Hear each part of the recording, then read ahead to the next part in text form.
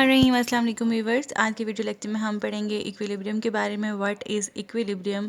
तो इक्विलिब्रियम एक ऐसी स्टेट होती है बॉडी की जिसमें several forces and torques acting on it and there is no change in translational as well as rotational motion of an object, then we say that object is in equilibrium. Simple is that when an object is acted upon by several kind of forces, several kind of torques, and because of the action of these two elements or these two factors, there is no change in the translation means hota hai ki linear motion, and as well as rotational motion, then we say that that object is in equilibrium.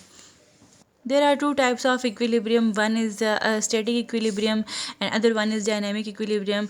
Static, as its name tells you, that static means कि an object is at rest. ठीक है जी। Static का मतलब होता है कि velocity of the body zero है, mean body rest में है। और जब एक body when a body is at rest under the action of several forces acting together, then we say that body is in static equilibrium. Okay, means if the body, अगर body के ऊपर जो है वो डिफरेंट तरह की forces act कर रही हूँ लेकिन बॉडी फिर भी रेस्ट में हो, तो उस तरह की बॉडी को हम कहेंगे कि वो स्टैटिक इक्विलिब्रियम में है। Let us take an example that two forces are acting on a book. One is weight, another one is normal force, but the body is still in equilibrium, is at rest. V is equal to 0. For this we say that this book is in static equilibrium. Okay. Another condition of equilibrium is dynamic equilibrium. Dynamic, as its name tells you, that in this case of equilibrium, objects have some velocity, but they have uniform velocity. Okay, so when a body is moving with a uniform velocity under the action of several torques, under the action of several forces acting together, we say that that body is in dynamic equilibrium. Okay, in static equilibrium, body is at rest, but in dynamic equilibrium, body is moving. It is rotating but with uniform velocity. Let us take an example of a paratrooper, and paratrooper is falling down, and at a certain time of its journey, or we can say that at a certain flight of its journey, what happened to it, at a particular time its velocity is uniform.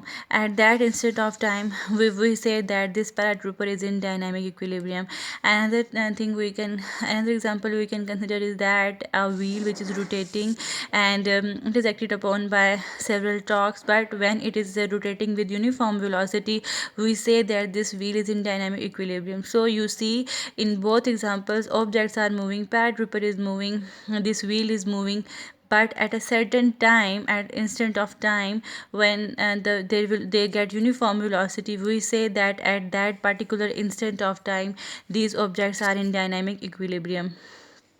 There are two conditions of equilibrium. First condition of equilibrium state that vector sum of all the forces acting on the body is zero. We can mathematically write this statement in this way, and we can write this equation in short form. Fi and I runs from 1 to n, and sum of all the forces is equal to 0.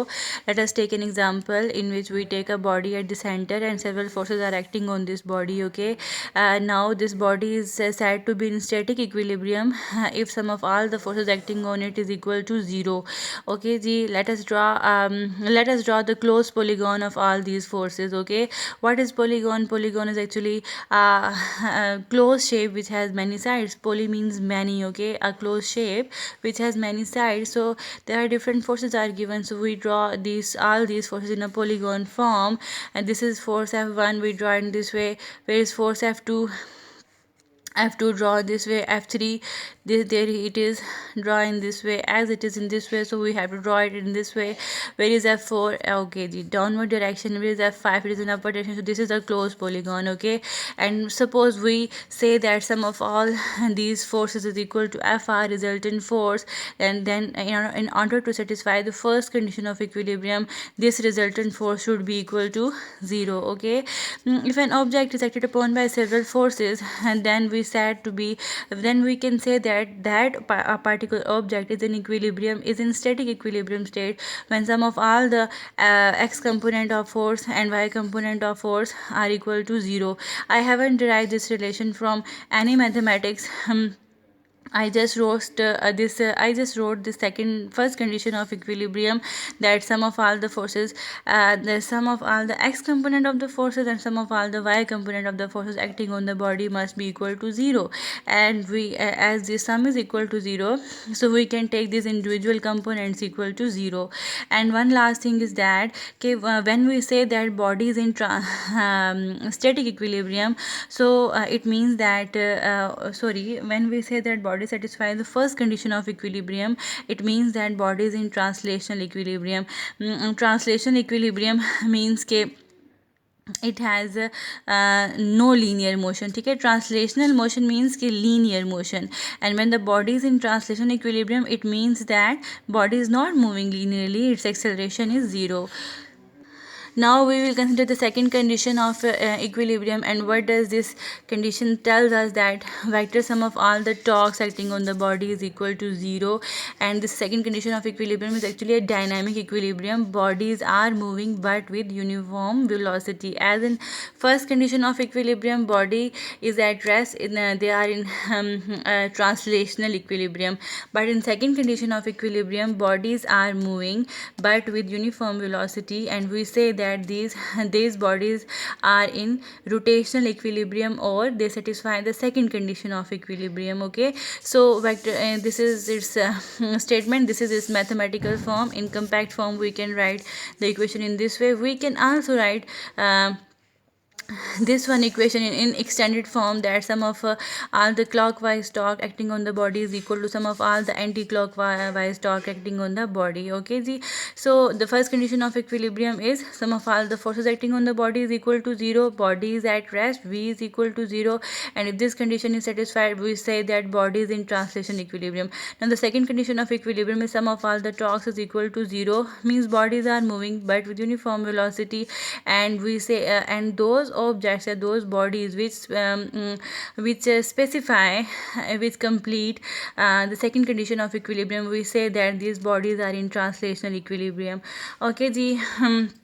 The next convention scientists have set for us, and they are solving their problems, and we also solve our problems by using this one convention, that clockwise torques we always take negative and anti-clockwise torque we always take positive.